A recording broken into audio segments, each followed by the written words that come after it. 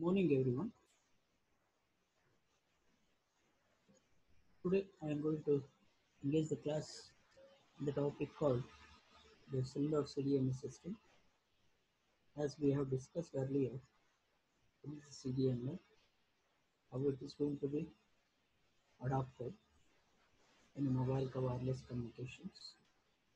Now, actually, the basic wireless communication is the cellular CDMA system, which is going to be used wideband channel and prediction of its path loss.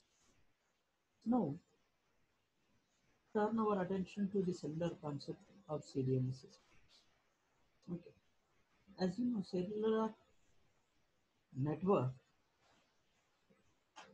it is going to be used based on the one concept that is going to be called as a frequency reuse concept.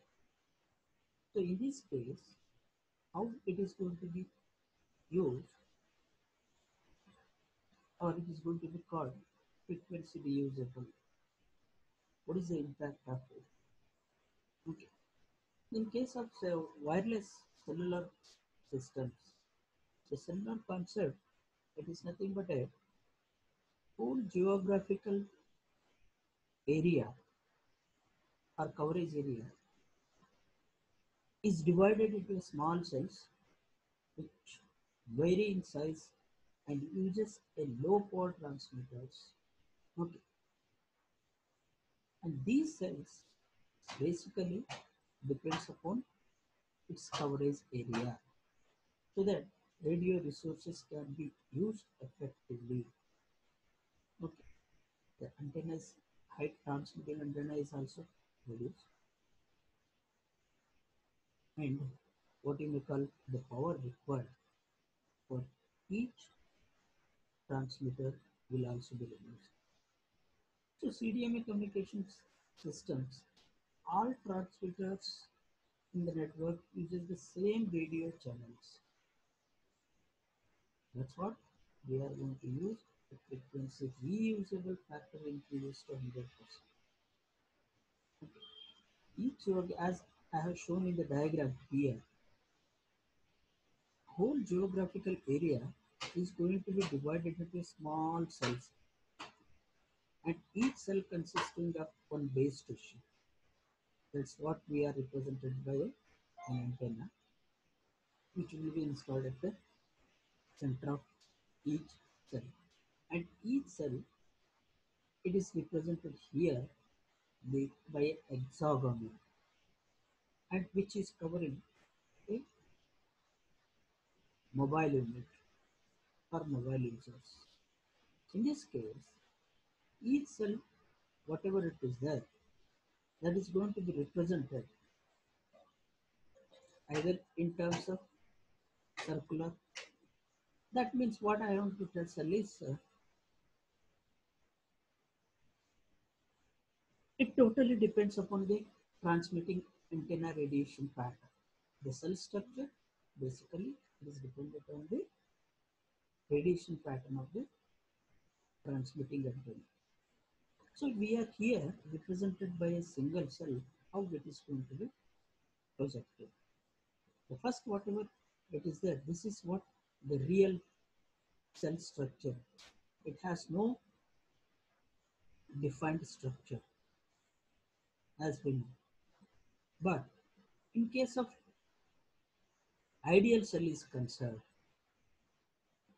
it is going to be considered it as a circular, and center of the circle is going to be represented by a base station, and which has a transmitting area which is going to be represented by its radius. So if we have considered a circular structure, then there is a problem that it is going to be overlapped to the adjacent cells. Therefore, in this situation, the factitious cells, we are considering it as an hexagon. Here we have represented a two cells, which is group of 4 cells and which is group of 7 cells. This is going to be called a cell cluster. Okay. Each cell cluster consisting either of a group of 4 or group of 7.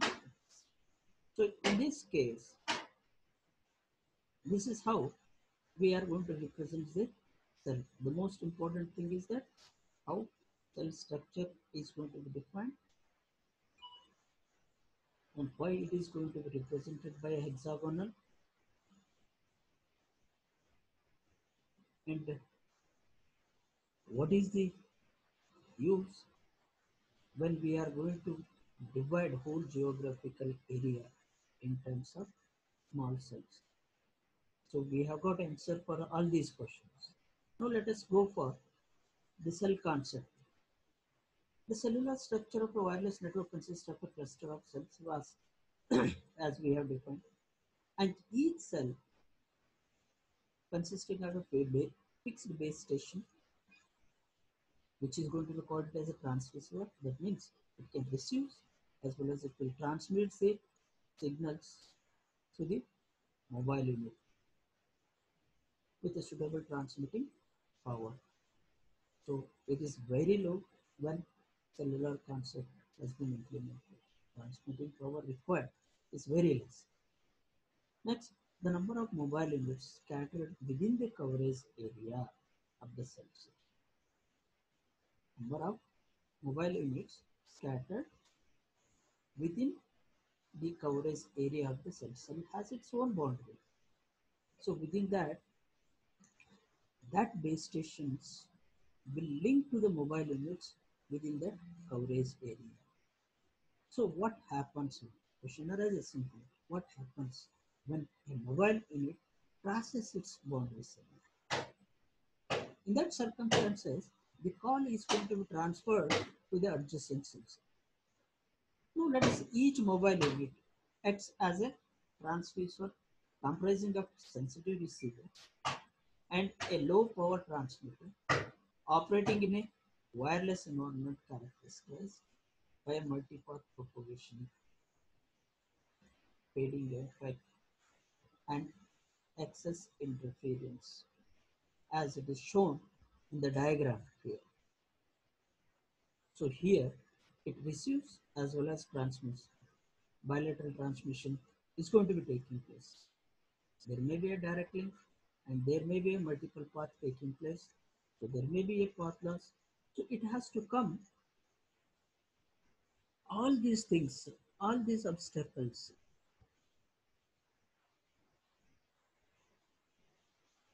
by means of cellular concept. So now next the structure and shape of the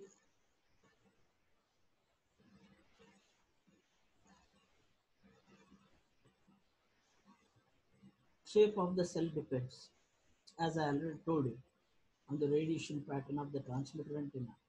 In most cases, it is non-uniform shape. The structure of cell is represented by a circle with a base station at the center so that network cells usually overlap if it is considered as a circular, as I have already shown in second slide. So therefore, the common practice to represent a cell as a hexagon that would fit into the corresponding circle. The single cell system is as shown in figure. Here we are representing a cell structure. The cellular network offers the following advantages.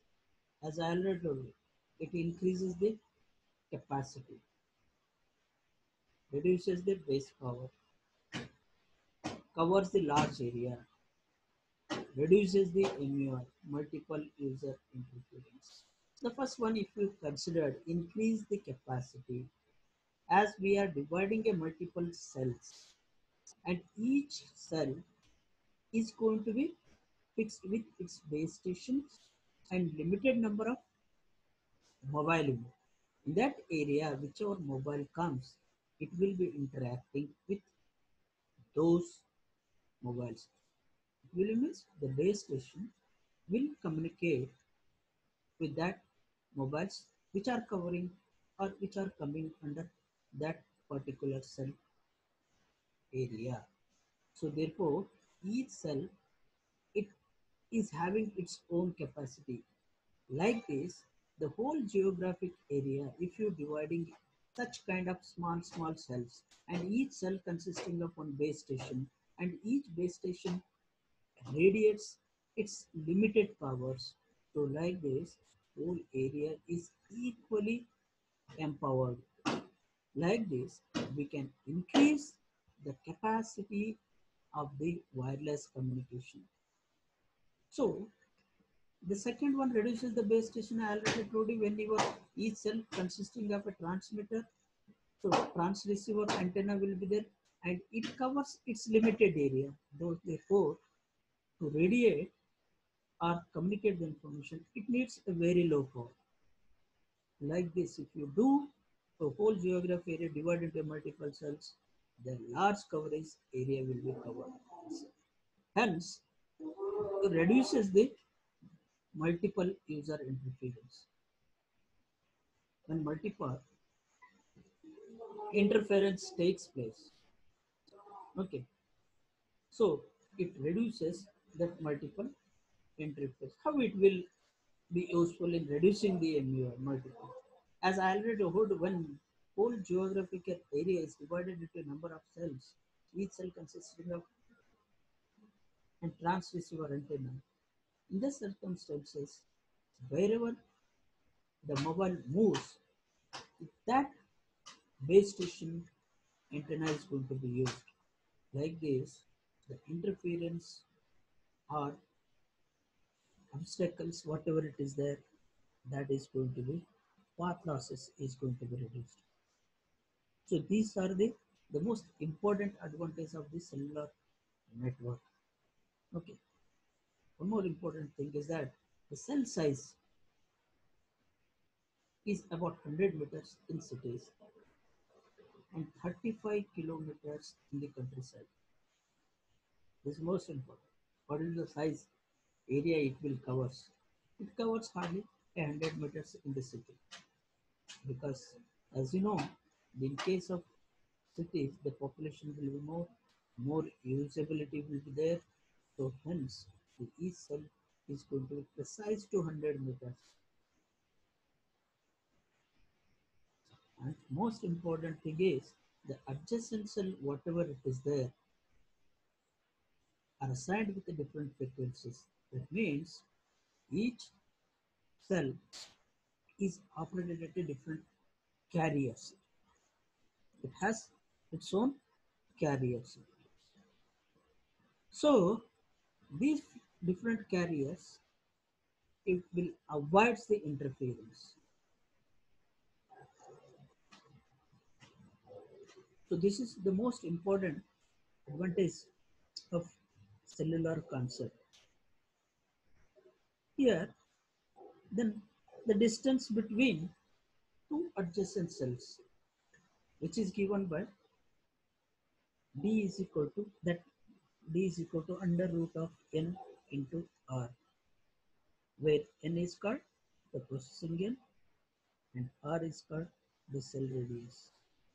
Cell radius is different and the distance is different. The distance, it represents the distance between the two base stations of the adjacent cells, and the radius, it represents the radius of each cell. So this is what we are going to discuss here. So how it will be here? Each cell, as I already told, each cell has a base station, and base station, there are n number of base stations will be there because n number of cells will be there, and each cell consists of one base station. And most important thing is that how these base stations are going to be shared their calls due to the mobile user. So hence it requires a base station controller, that is what we are calling BSC. Base station controller, it controls all the base stations, and mobile user crosses the boundary of one cell to another cell. When a user crosses the boundary of one cell to another user, at that time the base station controller will instruct which call is going to be diverted to the which base station. So therefore, interference is going to be avoided, and moreover, there will not be any delay exist between the base station to the base station. So this is the advantage of base station control.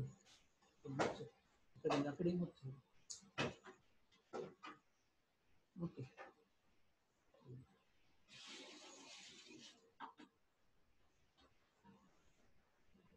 So each cell, as I already told you, it has a base station. Base station provides direct communication with the mobile phones. There may be a number of base stations, as I already told you, which are linked to the base station controller. And these base station controller will decide about the route for the mobile source. So when mobile is moving, then base controller will pass the instructions which base station has to be linked to that particular mobile which comes under that cell. This is how the cell is going to be controlled, the base station controller. Now, what are the parameters which will affect in cellular communications? Affecting parameters in cellular communications.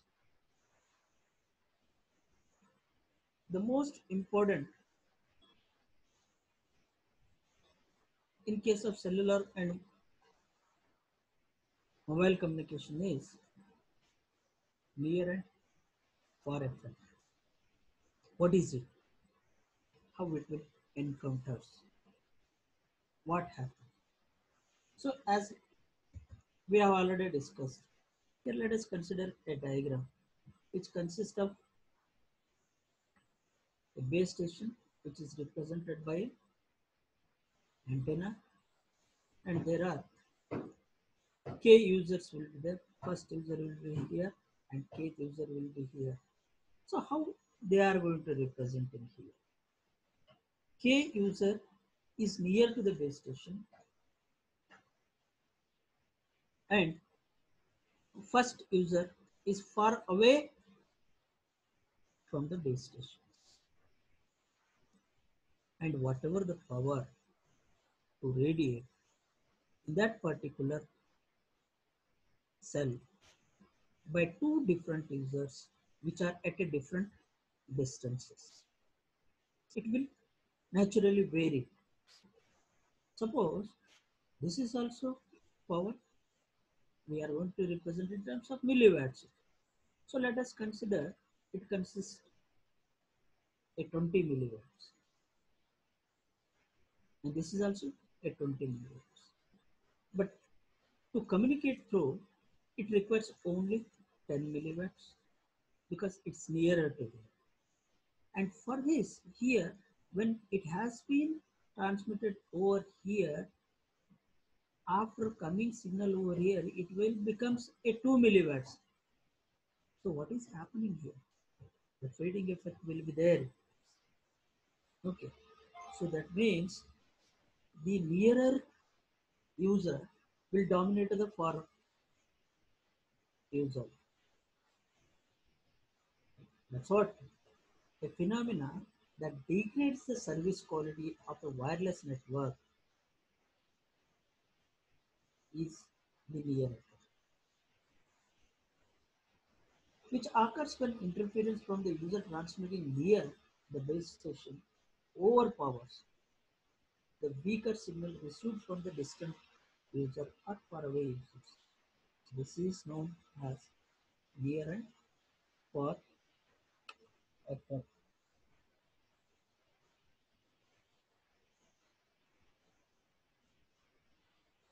Essentially, a base station can serve two or more users if the difference in their power level is less than the processing gain. So here the processing gain is very important.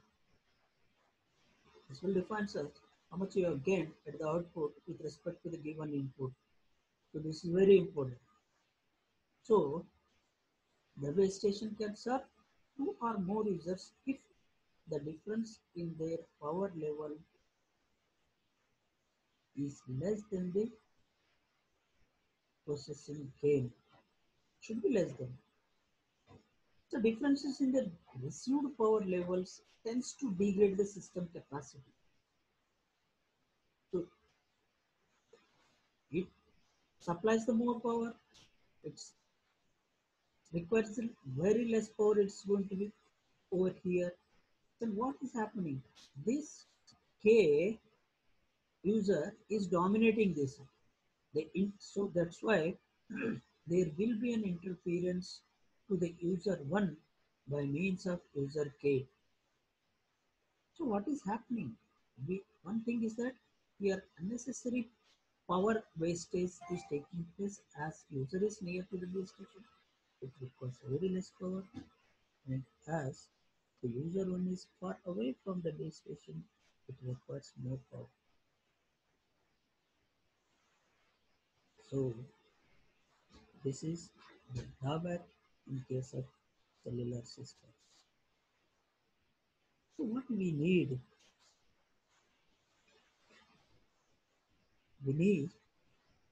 a regulated power supply with respect to the users.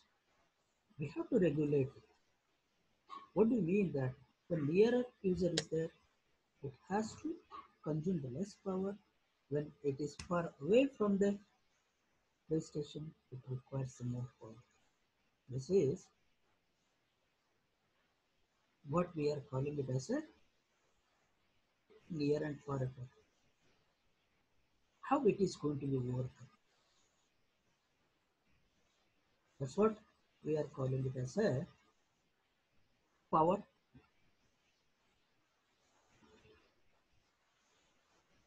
regulating systems, automated power regulating systems we have to. So in this case, the interfering signal will have approximately same effect on the link capacity and the system performance as separate interference each the signal for equal to the power of the target signal. So this is what I am showing here. 20 milliwatt. Support from 20 milliwatt, it requires a 10 milliwatt, whereas the same 20 milliwatt user 1 at the base station it uses 2 milliwatt. So in this case, channel inequality will be taking place.